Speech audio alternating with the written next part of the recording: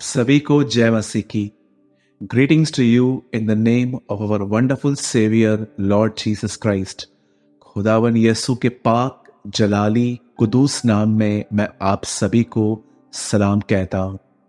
मेरे भाइयों, मेरी बहनों, चाहे आप मुझे दुनिया के किसी भी कोने से क्यों न देख रहे हैं, चाहे आप मुझे इंडिया से देख रहे हैं या आप मुझे अब्रॉड से बाहर से देख रहे हैं, मैं आप में से हर अपने भाई और बहन को एक गुड न्यूज़ देना चाहता हूं और मैं बिलीव करता हूं ये गुड न्यूज़ आपके अंदर परमेश्वर के लिए एक करेज, एक उत्साह पैदा करेगी।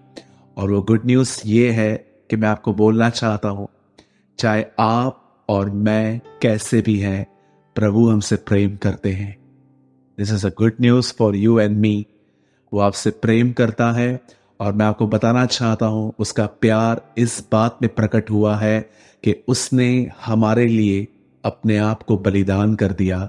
उसका खून बहाया गया, उसको कोड़े लगे, उसने हमारे लिए थूके खाई, उसने हमारे लिए सब कुछ सहन कर लिया ताकि वो हमें पा सके।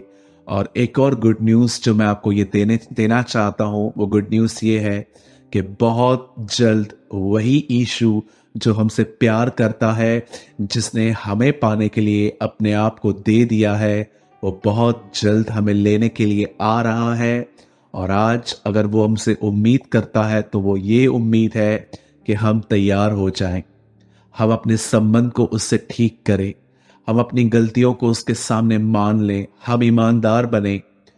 यदि मैं अगर आपको यदि मैं अगर अपने अपने हृदय को, अगर मैं जो खुशी मेरे पास है, अगर मैं वो आपको दो शब्दों में, दो लाइंस में मैं अगर आपको बताना चाहता हूं कि मेरे लाइफ में मेरे लिए सबसे दो चीजें जो बहुत इंपॉर्टेंट हैं, वो ये है कि खुदा मुझसे प्यार करता है और वो बहुत जल्द मुझे लेने आएगा। और यही आपके लिए भी है।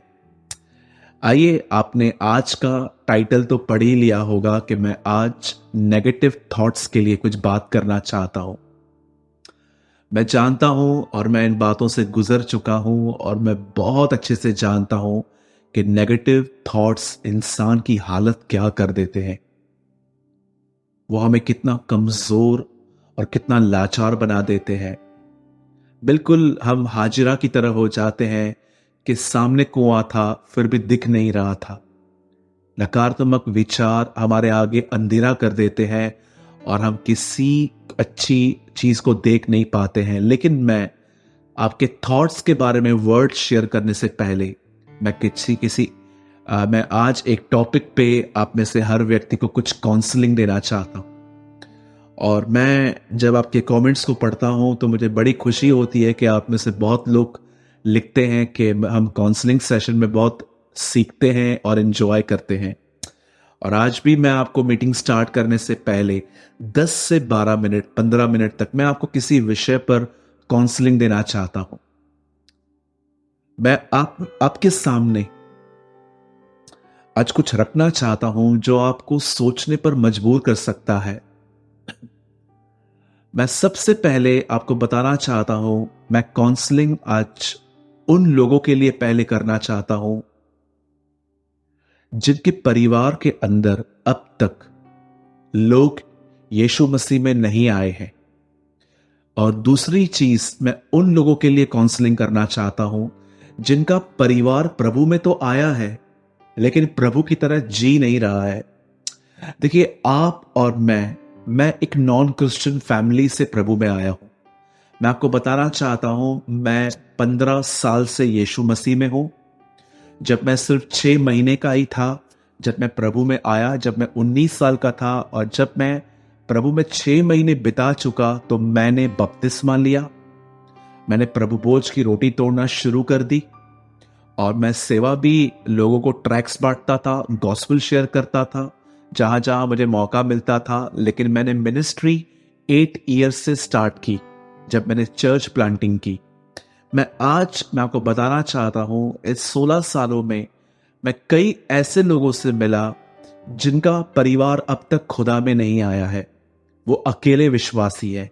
पर मैं कुछ ऐसे लोगों से भी मिला जिनका पूरा परिवार प्रभु में है, लेकिन वो लोग ये महसूस करते हैं कि कोई भी व्यक्ति प्रभु को समझने में सीरियस नहीं है।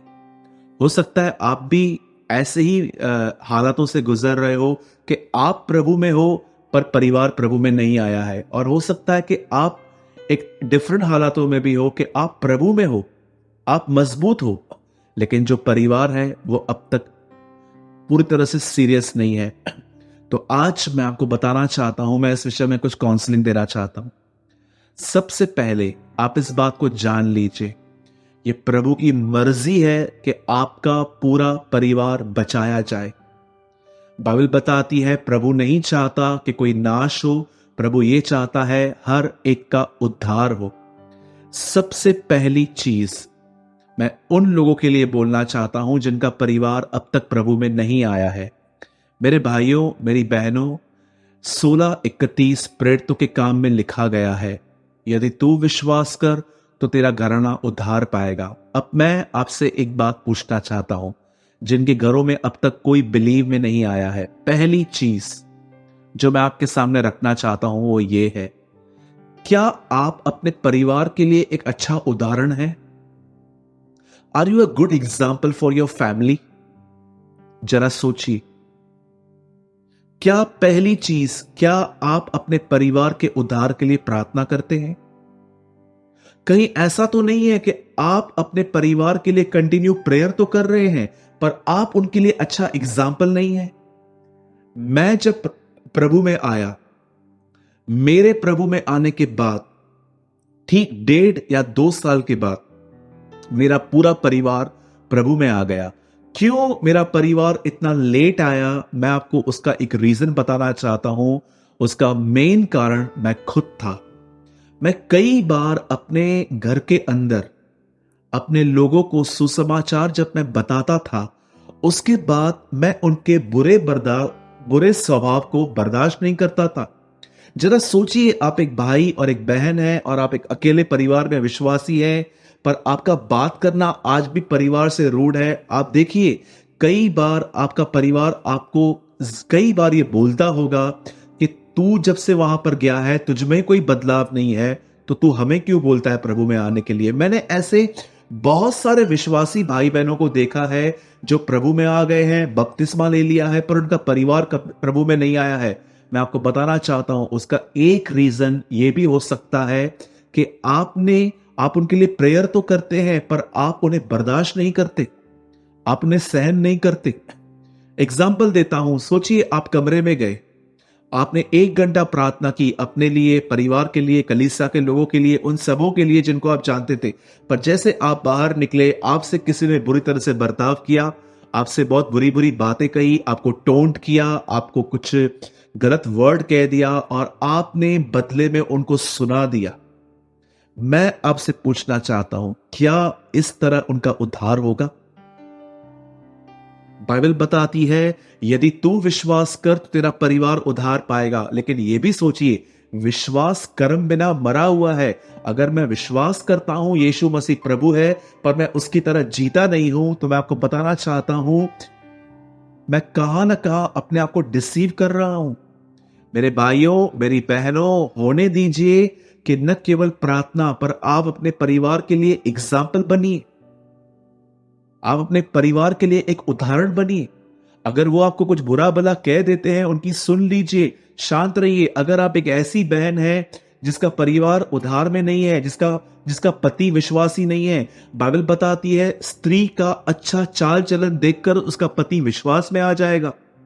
गिव अप मत कीजिए मेरी बहन। हो सकता है आपका पति ड्रंकर है, वो ड्रिंक करता है, स्मोक करता है, गलत काम करता है, लेकिन वो अविश्वासी भी है और आपको लगता है कि ये आदमी कभी विश्वास में नहीं आ सकता। मैं आपको बताना चाहता हूं, ये माइंडसेट डेविल की तरफ से है। वो आज भी आ सकता है, वो यीशु मसीह के सामने घुटने टेक सकता है, वो आपसे आगे जा सकता है। ये तब होगा जब वो आपके अंदर यीशु मसीह को देखेगा। अगर आप ऐसे मां बाप हैं जिनके बच्चे बुरी संगत में हैं, गलत कामों में हैं, मैं आपको कहना चाहता हूं आप उनके लिए प्रेयर तो कीजिए ही, लेकिन आप उनके लिए अच्छे उदाहरण बनिए। अगर आप पति पत्नी आपस में लड़ते रहते हैं, झगड़ा करते रहते हैं, या आप देखिए परिवार के अंदर लड़ाई झगड़ा होता है, क्या सीखेंगे वो लोग? जरा सोचिए, आज बहुत सारे लोगों ने खुद अपने परिवार को चर्च आने से रोक के रखा है, क्योंकि उनका जो चाल चलन है वो मसीह की तरह नहीं है। ये स्पेशली मैं उनको कह रहा हूं, वो लोग जो प्रभु में आ गए हैं पर जिनका परिवार नहीं आया है। मैं आपसे पूछना चाहता हूं, क्या आप ये गलती तो नहीं कर रहे हैं कि आप प्रभु यीशु मसीह को मानते हैं लेकिन आपका परिवार किसी और को मानता है, और आप सुबह शाम जिनको वो मानते हैं आप उनके लिए कुछ ना कुछ बोलते रहते हैं, ये ऐसे है, ये ऐसे है, ये ऐसे हैं। इस तरह आपका परिवार विश्वास में नहीं आएगा, उल्टा वो और कठोर हो जाएगा और वो आपको ये कहेंगे कि चर्च जाके ये सीख कर आए हो। मेरे भाइयों, मेरी बहनों, मैं आपको बताना चाहता हूं, यीशु मसीह के पीछे अगर लोग आए थे तो मैं आपको बताना चाहता हूं वो एक वजह से आए थे। वो उसके अंदर प्यार और दया का स्वभाव देखते थे, वो उसके अंदर रूडनेस नहीं देखते थे। याद रखिए, मैं भी जानता हूं कि कुछ चीजें गलत हैं, पर मैं इतना भी जानता हूं उन चीजों का ठीक करने का कोई रास्ता है। हम लोग किसी को भी ये नहीं कह सकते कि आप जो कर रहे हो ये बहुत रूडली जो बात करते हैं। मैं एक परिवार में गया था आज से कुछ समय पहले, और नया नया परिवार था। मैं उनको यीशु के लिए बता रहा था, तो मीटिंग पूरी होने के बाद उन्होंने मुझसे पूछा, भाई ये आपके चर्च में आता है, ये क्यों नहीं बदला है? ये सुबह शाम हमें टोकता रहता है, इसको मत मानो, इसको मत मानो, ये मत करो, वो मत करो, इस तरह की आराधना गलत है, ये है, वो है। मेरे भाइयों, मेरे बहनों, लोगों को जीतना सीखिए, विरोध करना मत सीखिए। होने दीजिए कि कोई आपके स्वभाव को देखकर ये कहने पाए कि हां, सच में इसके अंदर बदलाव है।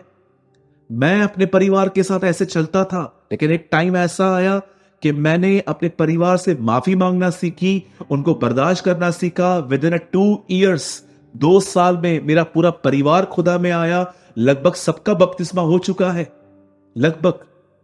कुछ है जिनका होना बाकी है। होने दीजिए कि आप एक अच्छे उदाहरण बने। अगर वो आपको कुछ बोल भी देते हैं, सुन लीजिए।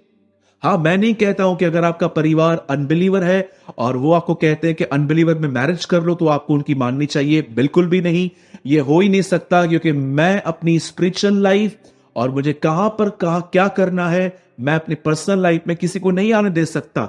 यस, आप उनको कह सकते हो कि जहां पर वो आपसे गलत बातचीत कर रहे हैं कि आपको अनबिलीवर से मैरिज करनी है या तो आपको जहां हम जाते हैं वहां जाना है, आप उनको कह सकते हो नहीं, इन दोनों चीजों में मैं आपकी नहीं मान सकता, क्योंकि आपके ऊपर भी कोई है, वो परमेश्वर है और मैं आपसे ज्यादा उसकी बात मानता हूं। बड़ी नम्रता से व्यवहार कीजिए। अगर आपका परिवार आपको बोलता है कि आपको एक गैर मसीह परिवार में शादी करनी है, आप उनको बोल सकते हो, मम्मी पापा, मैं आपकी बहुत इज्जत करता हूं, इज्जत करती हूं, लेकिन मेरे लिए एक और व्यक्ति है जो आपके ऊपर है और मैं पहले उसकी बात मानूंगा, और वो यीशु मसीह है। कई बार हम अपने रूड बिहेवियर से अपने परिवार को खुदा में आने से रोक देते हैं। पहली चीज मैंने उन लोगों के लिए कही जिनका परिवार अब तक प्रभु में नहीं आया है। अब दूसरी बात, वो लोग जो प्रभु में हैं, जिनका परिवार भी प्रभु में है, लेकिन आप गॉडली हो पर वो गॉडली नहीं दिखते हैं, इसका क्या कारण है? मेरे भाइयों, मेरी बहनों, मैं सबसे पहले आपको यह कहना चाहता हूं, उन्हें तुच्छ मत जानिए। तुच्छ जानने का मतलब क्या जानते हैं क्या होता है? अगर आप उन्हें तुच्छ और अपने आप को आत्मिक समझते हैं तो मैं आपको बताना चाहता हूं, आप बहुत बड़ी गलतफहमी में हैं। मैं ऐसे कई लोगों को जानता हूं जिन्हें यह गलतफहमी है कि वो मजबूत है और उनका पूरा घर शारीरिक है, प्रभु से दूर है। मैं आपको बताना चाहता हूं, यह सोच रिवील करती है कि आप भी खुदा को ठीक से नहीं जानते। मैं आपको एक सिंपल एडवाइस देता हूं, जैसा खुदा आपके साथ चलता है वैसे आप अपने परिवार के साथ चलिए। अगर आप चाहते हैं कि आपका जो परिवार है वो आत्मिक बने जैसे आप हैं, तो मैं आपको कहूंगा उनके साथ संगति कीजिए। परमेश्वर का प्रेम जो आपने पाया है वो उन पे उंडेल दीजिए। मैंने अपने लाइफ में ऐसे कई लोगों से डील की है जो 13-13, 14-14 साल से प्रभु में है, उनमें कोई खास बदलाव नहीं है। मैंने उनको अपने ऑफिस में बुलाया, मैंने उनके साथ प्रेम भरा बर्ताव किया, मैंने उनको अपनी दुआओं में बिठाया और मैंने उनको वचन समझाया और आज मैं उनके अंदर बदलाव देखता हूं। कई बार ऐसे होता है, हम अपने अंदर एक विचारधारा बना देते हैं कि ये तो समझने वाले वैसे भी नहीं है, पास्टर की नहीं सुनते, मेरी कहां से सुनेंगे। इट्स रॉन्ग, ये गलत है। हम एक किसान हैं, हमें मेहनत करनी है लोगों पर। कई बार हम अपने अंदर इतने रूड हो जाते हैं कि हम लोगों को समझाना बंद कर देते हैं। ये गलत है। मैं नहीं कहता हूं कि आप दिन रात उनके ऊपर गन रख के बैठे रहो कि तुम्हें बाइबल पढ़नी है, तुमको प्रेयर करनी है, बट एटलीस्ट आप भी उनके लिए अच्छे एग्जाम्पल बनिए। उन्हें दिखाइए कि आप 4 साल में कितना आगे चले गए हैं, पर उन्होंने 14 साल के अंदर कोई ग्रोथ नहीं की है। ये सिर्फ शब्दों से नहीं, पर अपने जीवन से उन पर रिवील कीजिए। मैं आप में से हर भाई और बहन को कहना चाहता हूं, न्यायी मत बनिए, विश्वासी बनिए। बहुत सारे लोग न्यायी बन गए हैं। ओ ये तो कभी सुधरने वाले नहीं है, ओ इनको तो कुछ पता है, लेकिन फिर भी सब कुछ पता होने के बाद भी ये करते हैं। मैं आपको बोलना चाहता हूं, अगर ऐसे लोगों के साथ आपका फोन पे कांटेक्ट है, प्लीज प्रेम भरा बर्ताव करें। अगर ऐसे लोग आपके साथ रहते हैं, अपने जीवन से उनको यीशु मसीह दिखाएं। मेरी बहुत मर्जी थी आज कि मैं दोनों विषयों पर बात करूं। पहले उन लोगों के लिए जिनका परिवार खुदा में नहीं आ पाया है, फिर उनके लिए जिनका परिवार खुदा में तो आ गया है पर वो आत्मिक स्पिरिचुअल नहीं बन पाए हैं। याद रखिए इस बात को। यीशु मसीह के आने से पहले भी हमारे पास 39 बुक्स थे ओल्ड टेस्टामेंट, पर आप जानते हैं हमारे पास कोई उदाहरण नहीं था जिसको देखकर अब ये कह सके यस ये परफेक्ट व्यक्ति है। यीशु मसीह वो पहले मनुष्य थे जिन्होंने एक सिद्ध जीवन जिया और लोगों को न्योता दिया, इनवाइट किया, आओ मेरा पीछा करो। बुक्स थे, एग्जाम्पल नहीं था। आज भी लोगों के पास बुक्स हैं, एग्जाम्पल नहीं है जिसको देखकर वो ये कह सकें कि मुझे इसकी तरह बनना है। आप वो व्यक्ति बनिए कि लोग आपके साथ रहकर आपके जीवन से सीखें। मैं आपको सच कहता हूं, जब मैं खुदा में नहीं था, जब मैं एक नॉन क्रिश्चियन था, मैं बहुत सारी जगहों पे जाता था जहां पर मुझे आस्था, श्रद्धा या कहिए जहां मुझे लगता था कि हां यहां खुदा है। पर मैं आपको बताना चाहता हूं, मैंने कहां भी जाकर कभी ये प्रेयर नहीं की थी। हाँ, मैं अपने मतलब के लिए जाता था, ये मिल जाए वो मिल जाए, लेकिन मैंने कभी भी ये प्रेयर नहीं की थी कि मुझे आपकी तरह बनना है। यीशु में आने के बाद मैंने ये दुआएं करना चालू की कि यीशु मुझे आपकी तरह बनना। और आज भी 16 इयर्स से मैं यही दुआ करता हूं, Lord make me like you. मुझे अपनी तरह बनाइए, नम्र, दीन, धीरज धरने वाला, सहन करने वाला। आप जानते हैं खुदा कितना बर्दाश्त करता है? जरा सोचिए। आप जानते हो रियल सफरिंग क्या होती है? एक आदमी जो सिर्फ आपको दुख देता है, उसके बाद भी आप उससे प्रेम करते रहते हैं। सफर करना पड़ता है यहां पर हमें। आप जानते हो परमेश्वर इस तरह सफर करता है हमारे लिए। वो कहता है दुआ कर, हम कई बार नहीं करते। वो कहता है वचन पढ़, कई बार हम नहीं पढ़ते। कई बार वो कहता है कि यहां पर मत जा, हम वहीं जाते हैं। फिर भी जब हम लौट के आते हैं, वो हमसे प्यार करता है। इसको कहते हैं रियल सफरिंग। यीशु ने कहा यदि कोई मेरे पीछे आना चाहे तो अपने आप का इनकार करे, वो अपने आप से लड़े। मेरे भाइयों, मेरी बहनों, अगर आप जॉब भी करते हैं कहां पर, या आप स्टूडेंट भी हैं, अपनी बहनों के लिए, जो आपकी स्टूडेंट सिस्टर्स हैं, अगर आप एक बहन हैं और आप एक स्टूडेंट हैं, तो अपनी सहेलियों के लिए एग्जाम्पल बनिए। होने दीजिए कि अगर वो मूवीज पे जाती हैं तो आप उनको कहिए मैं नहीं चल सकती।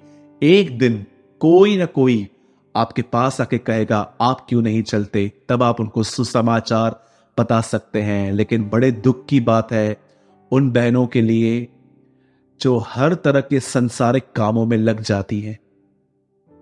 जरा सोचिए, अगर आप एक बहन हैं और आपकी सहेलियां मूवी पे जा रही हैं और आप भी चले गए, आप उनको गॉस्पेल कैसे बताओगे? आप उनको कैसे बताओगे कि you are different from world, आप दुनिया से अलग हैं? जरा सोचिए, अगर आप एक भाई हैं और आप एक ऐसे भाई के साथ घूमते हैं जो होल डे गालियां निकालता है, गंदी गंदी बातें करता है, लेकिन आप सिर्फ सुन लेते हो, आप आंसर नहीं करते हो, आप किसी गॉसिप में शामिल नहीं होते हो। सोचिए, आप लिविंग एग्जाम्पल है उसके लिए। आप उसको बता सकते हो कि मैं हूं, ये मुझ में यीशु मसीह है। आप जानते हो, खुदा की हमेशा मर्जी थी कि हमारे अंदर दुनिया नहीं आए। कभी आपने इस वचन का अर्थ समझा? क्यों नेमिया यरूशलेम के चारों ओर दीवारें बना रहा था? खुदा नहीं चाहता था कि ये शहर और बाकी शहर मिक्स हो जाएं। प्रभु ने हमेशा इस शहर को अलग करके रखा था। इवन न्यू टेस्टामेंट में यीशु कहता है, यरूशलेम की शपथ तक मत खाना, क्योंकि वो राजा का नगर है, उसने एक दीवार बनाई थी। वैसे ही खुदा कभी नहीं चाहता कि हमारे अंदर दुनिया आए, इसलिए वो कई प्रकार की दीवारें हमें लगा देता है, यहां मत जाओ, वहां मत जाओ, क्योंकि वो जानता है वहां जाके आप सिर्फ करप्ट होकर डेविल को ग्लोरीफाई करेंगे। मेरे भाइयों, मेरी बहनों, बी ए फिफ्थ गॉस्पल, पांचवा सुसमाचार बनिए। लोग ये कहने पाए कि हमने मती पढ़ा है, मरकुस पढ़ा है, लूका पढ़ा है, यूहन्ना पढ़ा है, और अब लोग ये भी कहने पाए कि हम पांचवा सुसमाचार इन दिनों में पढ़ रहे हैं, वो आप है। आप में से जितने भी लोग मुझे देख रहे हैं, मैं चाहता हूं आप में से हर व्यक्ति ये कहे, मैं पांचवा सुसमाचार हूं। I am the fifth gospel. अपना नाम लेकर कहिए, जैसे मैं कह रहा हूं, सूरज प्रेमानी इज अ फिफ्थ गॉस्पल। आइए अपना नाम लेकर कहिए कि मैं पांचवा सुसमाचार हूं और लोग मुझे पढ़ते हैं। Yes, praise the Lord, hallelujah. I hope आपने जरूर आज के काउंसलिंग सेशन में कुछ लर्न किया होगा। और अब आइए, अब मैं वचन की ओर जा रहा हूं। मैं आपको कहना चाहता हूं, ये वचन जो आपने कई बार पढ़ा होगा, सुना होगा, मेरे द्वारा भी सुना होगा, आर्टिकल्स भी इस पे पढ़े होंगे आपने, लेकिन आज ये एक डिफरेंट फॉर्म में आपके पास आएगा। आप इतनी आशीष, इतनी बरकत पाएंगे इसके द्वारा कि आपके जिंदगी में बहुत बड़ा बदलाव आएगा। इससे पहले कि हम आज के वचन में आए, मैं चाहता हूं आप में से हर व्यक्ति मेरे साथ इन कन्फेशंस को करे। प्लीज लिफ्ट योर हैंड, अपना फोन अपने लेफ्ट हैंड में पकड़िए, अपना दाहिना हाथ उठाइए और जो मैं कह रहा हूं वो कहिए। कहिए मेरे पीछे। परमेश्वर पिता, मैं विश्वास करता हूं आज का वचन मुझसे बात करेगा।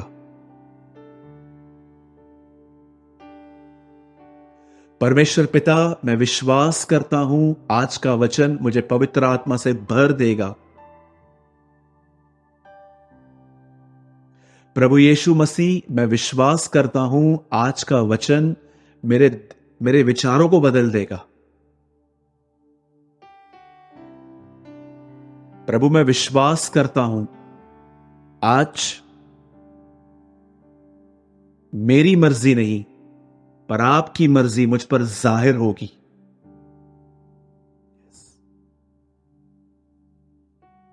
और मैं विश्वास करता हूं कि आने वाले दिनों में मैं दूसरों के लिए आशीष बनूंगा। आमेन, आमेन। मेरे भाइयों, मेरी बहनों, मैं चाहता हूं आप में से पहले सब लोग बाइबल को ओपन कर लें और मैं चाहता हूं आप सब मेरे साथ खोलिए गिनती का, प्रोब्स नंबर्स का चैप्टर 14।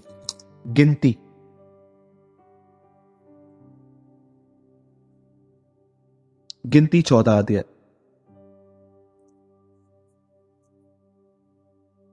और मैं आपके लिए पढ़ रहा हूं 14 का। आई एम सॉरी, पहले हम दुआ करेंगे, उसके बाद हम वर्ड में आएंगे।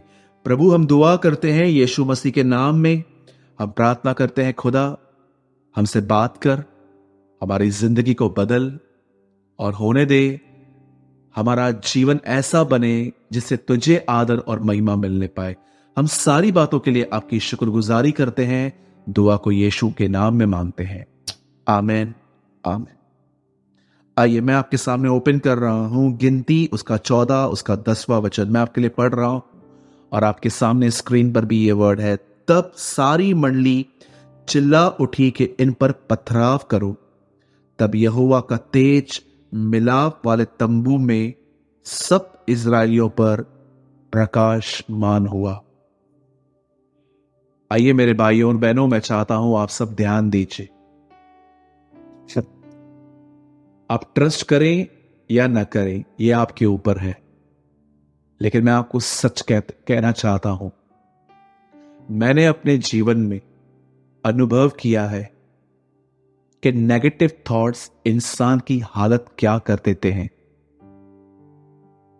मैं आपको बताना चाहता हूं, आप में से बहुत सारे लोग अपनी बीमारियों से आजाद हो सकते हैं सिर्फ एक वजह से कि उनका दिमाग अब उतना नहीं दौड़ रहा।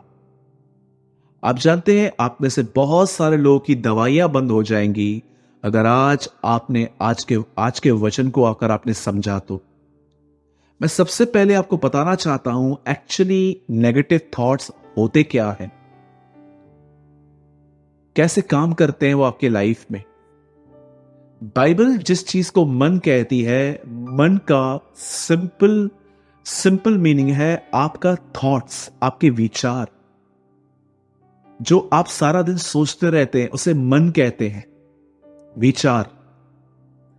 मैं आपको बताना चाहता हूं, अदन की वाटिका में आज से बहुत साल पहले जब खुदा ने आदम से कहा कि तू सब कुछ खा सकता है सिवाय एक को छोड़ के, तो यह बात सिर्फ आदम ने नहीं, यह बात शैतान ने भी सुनी थी। और कुछ समय के बाद शैतान वहां आया और उसने उससे बात नहीं की जिसे आज्ञा मिली थी, उसने उससे बात की जो एक्चुअली आदम की बात बनी, हवा। और आप बाइबल में आराम से पढ़ सकते हैं कि शैतान ने वहां पर आके ये बात कही थी कि कुछ नहीं होगा, तुम खा सकते हो, क्योंकि जिस दिन तुम उसे खाओगे उसे तुम परमेश्वर की तरह बन जाओगे। आप जानते हैं जिस समय शैतान ने यह बात कही, आप जानते हैं कि प्रभु ने यह बात कही थी कि तुम सब खा सकते हो एक को छोड़कर, लेकिन शैतान ने कहा नहीं, ऐसा कुछ नहीं होगा। वो सब सुन रहा था। मैं आपको बताना चाहता हूं, उसने एडम और ईव के ऊपर बहुत अच्छी स्टडी की थी कि उनको क्या क्या कहा गया है। वैसे ही मैं आपको बताना चाहता हूं, शैतान ने आपके ऊपर भी एक बहुत डीप स्टडी की है। आप क्या बोलते हो, क्या सोचते हो, आपके शब्दों से वो आपके दिमाग को समझ लेता है कि आप क्या सोचते हो, और वो उस तरह आपके लाइफ में प्लान बनाता है कि कैसे वो आपको बार बार नेगेटिव थॉट दे दे के आपको बीमार कर दे, आप गिव अप करने लग जाओगे, और कुछ लोग तो सुसाइड तक कर लेते हैं। अगर आप अपने लाइफ में नेगेटिव थिंकिंग से बहुत डिस्टर्ब है, या आप ये देखते हैं कि ये विचार आपको छोड़ते नहीं है, तो मैं आपको विनती करता हूं, प्लीज आज के वर्ड को आराम से सुनिए और समझने की कोशिश कीजिए। बाइबल बताती है एक समय था जब मूसा परमेश्वर के लोगों को मिस्र के गुलामी से छुड़ाकर दूसरे देश में ले जा रहा था। इजरायलियों का ये नेचर रहा था स्टार्टिंग से ही कि वो थोड़ी थोड़ी बातों को कंप्लेन्स, कुड़कुड़ाना, लड़ाई और झगड़े में तब्दील करते थे। कई बार वो मूसा के सामने आके कहते थे कि क्या तू हमें मारने के लिए लाया है। कई बार वो प्रभु के विरुद्ध बात करते थे। आपने बहुत बार पढ़ा होगा कि वो बहुत कुड़कुड़ाते थे, और आपने ये भी देखा होगा कि प्रभु इनके कुड़कुड़ाने पर बहुत गुस्सा हो जाते थे। कई लोगों को लगता है कि कुड़कुड़ाना व्यभिचार से छोटा पाप है, पर मैं आपको बताना चाहता हूं कुड़कुड़ाना एक बहुत बड़ा पाप है। जानते हो क्यों? कुड़कुड़ाने का मतलब क्या है, जरा देखिए। ये एक रास्ता है और ये जंगल का रास्ता है। प्रभु ने चाहा था कि इज़राइल के लोग यहां से गुजरे, ये प्रभु की मर्जी थी। लेकिन आप जानते हैं उन्होंने क्या किया? जब वो जंगल से गुजर रहे थे तो वो कुड़कुड़ा रहे थे। जानते हैं, सिर्फ कुड़कुड़ाना नहीं होता। एक्चुअली कुड़कुड़ाने का मतलब है कि प्रभु मुझे आपकी मर्जी पसंद नहीं है। कुड़कुड़ाने का सच्चा अर्थ यह होता है कि जैसे खुदा ने आपको रखा है, आप उसको कहते हो Lord I dislike your will, मुझे आपके हिसाब से नहीं चलना है। यीशु मसीह ने कहा, हर वो व्यक्ति जो मेरे स्वर्गीय पिता की इच्छा पर नहीं चलता वो मेरा भाई और बहन नहीं है। सिर्फ वही लोग मेरे भाई और बहन हैं जो मेरे परमेश्वर पिता की मर्जी पर चलते हैं। कुड़कुड़ाना न केवल कंप्लेन करना है, क्योंकि मैंने देखा है बहुत सारे लोग सोचते हैं कि व्यभिचार बहुत बड़ा पाप है, मर्डर बहुत बड़ा पाप है। एग्री 100% कि ये पाप हैं, बड़े पाप हैं। पर मैं आपको बताना चाहता हूं, कुड़कुड़ाने का अर्थ जानते क्या है? कि खुदा ने आपको जहां रखा है आप वहां पर नहीं रहना चाहते। प्रभु जानता था कि ये वो लोग हैं जिनको आगे चल के बड़े बड़े दानवों से लड़ाई लड़नी थी, और प्रभु इन छोटी छोटी परीक्षाओं में उन्हें मैच्योर बना रहा था, उन्हें होशियार बनाना चाहता था, लेकिन वो बनना ही नहीं चाहते थे और वो लास्ट तक नहीं बन पाए और नाश भी हो गए। बाइबल बताती है प्रभु इनको मिस्र की गुलामी से निकालकर जब दूसरे देश को ले जा रहा था, ये रास्ते में कई बार कुड़कुड़ा रहे थे। अब देखिए अब ये लोग क्या कर रहे हैं यहां पर। बाइबल बताती है जब वो उस बॉर्डर पे पहुंचे, जैसे उस बॉर्डर पे पहुंचे, प्रभु ने मूसा को कहा 12 लोगों को निकाल, उन 12 को बोल के अंदर जाएं देश में, वहां के अनाज को देख कर आए, वहां के फल को देख कर आए, वहां की जमीन को देख कर आए, वहां की नदियों को, पहाड़ों को, रहने की सारी जगहों की रेकी करके आए, दौरा करके आए और फिर लौट आए। बाइबल बताती है मूसा ने 12 लोगों को अलग किया, उसमें 2 लोग थे, एक का नाम था यहोशू, एक का नाम था कालेब। बाइबल बताती है ये सब लोग वहां से घूमकर जब आए तो इन्होंने सबसे पहले 10 लोगों को मैं अलग कर रहा हूं, 2 को मैं अलग कर रहा हूं। अब देखिए इन लोगों की प्रॉब्लम क्या है आखिर।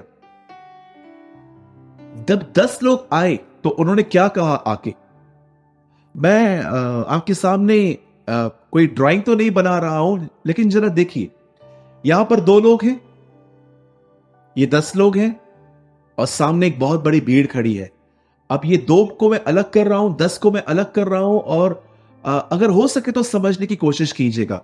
ये 2 लोग हैं, ये 10 लोग हैं, ये सब साथ में गए थे उस देश में। अब ये दोनों बाहर निकले हैं, अब मैं 2 को अलग करता हूं, 10 को अलग करता हूं, और सामने एक बहुत बड़ी पब्लिक खड़ी है। अब ये 10 लोग एक रिपोर्ट दे रहे हैं, ये कह रहे हैं वो देश तो बड़ा उत्तम है लेकिन हम वहां पर जा नहीं सकते। क्यों? क्योंकि हमने देखा है वहां पर बहुत बड़े बड़े दानव रहते हैं जिन्हें हिंदी में लिखा गया है अनाकवंशी। हम नहीं जा सकते, हम तो टिड्डियों के समान है। अब ये 2 लोग देखिए क्या कह रहे हैं, ये 2 लोग कह रहे हैं कि नहीं हम जा सकते हैं क्योंकि प्रभु हमारे साथ है। अब देखिए इन 10 लोगों ने जो रिपोर्ट दी है वो भी इन लोगों ने सुनी है, इन 2 लोगों ने दी है वो भी सुनी है। आप जानते हो वो सामने वाली भीड़ किस पे विश्वास कर रही है? इन 10 पर। जानते हो क्यों? क्योंकि ये 10 ज्यादा है, 2 बहुत कम है। अब ये जब इन्होंने पहले रिपोर्ट दी कि हम नहीं जा सकते, फिर उन्होंने कहा हम जा सकते हैं, फिर इन लोगों ने जानते क्या किया? इन 10 ने, इन लोगों ने जब बात की तो सामने की भीड़ ने पत्थर उठाए और इन्होंने एक दूसरे को उकसाया कि पत्थर उठाओ और इन दोनों को मारो। मेरे भाइयों, मेरी बहनों, मैं आपको बताना चाहता हूं इजराइलियों का सबसे बड़ा प्रॉब्लम यह था कि वो नेगेटिव बातों को बहुत जल्दी रिसीव भी करते थे और विश्वास भी करते थे। अगर 10 लोग ये कहते हैं कि हम जा सकते हैं तो बिलीव करते थे, और 2 लोग अगर ये कहते हैं हम नहीं जा सकते तो वो रिजेक्ट करते हैं। लेकिन यहां पर उल्टा था, 2 कह रहे थे हम जा सकते हैं, 10 कह रहे थे हम नहीं जा सकते। मेरे भाइयों, मेरी बहनों, मेजॉरिटी क्या कहती है कोई फर्क नहीं पड़ता, फर्क इस बात पे पड़ता है कि खुदा क्या कहता है। आप में से कितने लोग हैं, कई लोग सोचते होंगे कि यीशु मसीह कब आएगा, कब आएगा, कब आएगा। कई लोग आपको कहेंगे कि उसके आने में देर है। जानते हो पतरस क्या कहता है? बहुत सारे लोग आएंगे जो ये कहेंगे उसके आने की प्रतिज्ञा कहां गई। पतरस एक भीड़ को अलग करके उसके बाद कहता है, पर यह बात याद रखो जो खुदा कहता है वो उसे करने में कभी देर नहीं करता। मेरे भाइयों, मेरी बहनों, मैं आपको बताना चाहता हूं आपके जीवन में भी इनकरेज करने वाले शायद 1 और 2 होंगे, लेकिन डिस्करेज करने वाले 10 से भी ज्यादा होंगे। कई लोग आपको आके कहेंगे तेरी बेटी की शादी नहीं हुई है, होगी भी नहीं। कई लोग आपको आके कहेंगे कि यीशु मसीह के आने में कड़ी देर है। कई लोग आपको आके कहेंगे अब बिजनेस कभी उठने वाला नहीं है। कभी आपको लोग कहेंगे कि क्या यीशु यीशु कहते हो। कई सारी चीजें आपके लाइफ में सिर्फ डिस्करेजमेंट पैदा करेंगी। लेकिन मैं आपको बताना चाहता हूं, उस भीड़ की तरह मत बनिए जो मेजॉरिटी पर बिलीव करती है। यहोशू और कालेब की तरह बनिए जो हर चीज को नकार के सिर्फ इस बात को देख रहे थे कि खुदा उनके साथ है। आज मैं आपसे पूछता हूं, अगर आपके सामने 10 लोग आके खड़े हो जाएं और आपको कहें कुछ नहीं होगा, कुछ नहीं होगा, कुछ नहीं होगा, कुछ नहीं होगा, आप यहोशू और कालेब की तरह कह सकते हैं उनको कि ऐसा कुछ नहीं होगा, खुदा मेरे साथ है। इसीलिए बाइबल बताती है हर मनुष्य झूठा और परमेश्वर सच्चा ठहरे। मेरे भाइयों, मेरी बहनों, मैं आपको बताना चाहता हूं, ये वो लोग थे जो मिस्र से निकले थे और कनान की तरफ जा रहे थे। रास्ते में ये बातें हुई और वचन कहता है ये इतने नेगेटिव माइंडेड थे, इन्होंने पूरी मंडली को खराब कर दिया। कितनी बड़ी बात है कि 2 लोग जो कह रहे थे ये उस पर ध्यान नहीं दे रहे थे, पर 10 लोग जो कह रहे थे वो उस पर ध्यान दे रहे थे। आज मैं आपसे एक बात पूछना चाहता हूं, आप में से जितने भी लोग मुझे देख रहे हैं, मैं चाहता हूं आप लोग इस बात पे ध्यान दीजिए। बाइबल बताती है कि यीशु मसीह एक दिन पहाड़ पे गया, एलिया और मूसा वहां पर आए, वो यीशु मसीह की मौत की चर्चा कर रहे थे। जब यीशु मसीह नीचे उतरा, मैं आपको बताना चाहता हूं, उसने चेलों को बताया कि वो कैसे आने वाले समय में मरने वाला है और जी उठने वाला है। आप जानते हो, पतरस ने उसको साइड में ले जाके पतरस से उसको कहा, प्रभु आपके साथ ऐसा कभी ना हो। और यीशु मसीह ने उससे कहा, शैतान मुझसे दूर हो। क्या आप ये जानते हो, यीशु ने अपने चेले को शैतान इसलिए नहीं कहा कि वो एक व्यभिचारी था या यहूदा इस्करियोती की तरह एक चोर था। बिल्कुल नहीं। मैं आपको बताना चाहता हूं, यीशु ने रीजन बताया उसको कि वो उसे शैतान क्यों कह रहा है। यीशु ने उसको कहा, क्योंकि तू परमेश्वर की बातों पर नहीं, मनुष्य की बातों पर ध्यान करता है। मैं आप में से हर व्यक्ति को आज ये बताना चाहता हूं, ये एक मंडली थी जो मिस्र में गुलाम थी। मूसा इनको छुड़ाकर कनान लेके जा रहा था। रास्ते भर ये कुड़कुड़ाते थे और जब वो बॉर्डर पे पहुंचे, मूसा ने उनको कहा, जाओ और सब कुछ देख कर आओ। 10 लोगों ने आके कहा हम नहीं जा सकते, 2 लोगों ने कहा हम जा सकते हैं, और पूरी मंडली ने 10 लोगों पर विश्वास किया और कहा कि इन दोनों को पत्थर मार मार के खत्म कर दो। मैं आपको बताना चाहता हूं, आगे चल के यहां पर कोई भी अंदर नहीं जा पाया। ये लोग सब रास्ते पे ही मर मिट गए। जानते हो क्यों? Because of their negative attitude. आज बहुत सारे लोगों को यह बात समझ में नहीं आती है, पर आज उन्हें यह समझना चाहिए, गरीबी सबसे बड़ी प्रॉब्लम नहीं है, बीमारी सबसे बड़ी प्रॉब्लम नहीं है, रिश्ते के अंदर आने वाली बातें बड़ी नहीं है। सबसे बड़ी प्रॉब्लम यह है कि आप अपने मन में चीजों को किस तरह ले रहे हो। आप किस तरह ले रहे हो? कितने पॉजिटिव लोग थे। क्या हमारे लाइफ में इतनी बड़ी प्रॉब्लम्स आई होंगी कि हमें अपना घर नहीं है और हमें घर चाहिए और उस घर को पाने के लिए हमें सबसे लड़ना है? मैं आपसे पूछना चाहता हूं, क्या हम लोगों ने क्या प्रॉब्लम फेस की है? ज्यादा से ज्यादा बीमारी, कर्जा, रिलेशनशिप में प्रॉब्लम्स, घर के अंदर प्रॉब्लम्स। आप जानते हैं, ये वो लोग थे जिनका घर था वहां पर जो खुदा ने दिया था और इन्हें उस घर को पाने के लिए सबसे लड़ना था। और जरा देखिए, 2 लोग खुदा की तरफ देखकर पॉजिटिव बने हुए थे कि नहीं, हम नहीं लड़ेंगे, खुदा हमारे लिए लड़ेगा। और वो उस भरोसे चलते जा रहे थे, चलते जा रहे थे, चलते जा रहे थे।